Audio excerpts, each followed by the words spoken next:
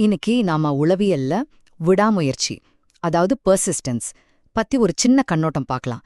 சில சமயம் நமக்கு ரொம்ப சோர்வா இருக்கும் இல்லையா, இல்லைன்னா விரக்தியா இருக்கும்.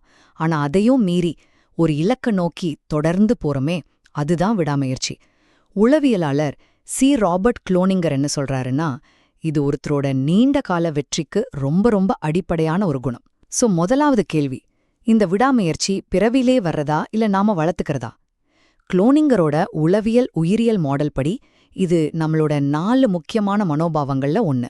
அதாவது இதுக்கு மரபணு தொடர்பும் இருக்குன்னு இரட்டையர் ஆய்வுகள் சொல்லுது. இது நம்ம மூளையில இருக்கிற டோபமைன் சிஸ்டம் கூட சம்பந்தப்பட்டிருக்கலான்னு ஒரு கருத்து இருக்கு. ஆனா அதுக்கு இன்னும் உறுதியான சான்றுகள் தேவை.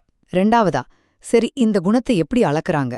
இதுக்காகவே டெம்பரமெண்ட் மற்றும் கேரக்டர் இன்வென்ட்ரி, அதாவது டிசிஐன்னு ஒரு சோதனை இருக்கு. அதுல 4 முக்கியமான விஷயங்களை பார்ப்பாங்க. நீங்க எவ்வளோ ஆர்வமா முயற்சி செய்றீங்க, எவ்வளோ கடினமா உழைக்கிறீங்க, உங்களுக்கு லட்சியம் இருக்கா, அப்புறம் ஒரு வேலை எவ்வளோ கச்சிதமா செய்ய நினைக்கிறீங்கன்னு பார்ப்பாங்க. இதுல அதிக ஸ்கோர் வாங்குறவங்க சவால்களை பார்த்து பயப்பட மாட்டாங்க.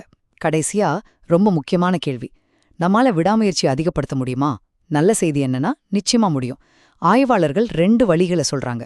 ஒன்னு, நான் இதை செஞ்சா எனக்கு இந்த நல்லது நடக்கும்னு நினைச்சு உங்களையே நீங்க ஊக்குவிக்கிறது. 2வது வழி, உங்களை நீங்களே ஒரு விடாமுயற்சியுள்ள நபரா நினைச்சுக்கிறது.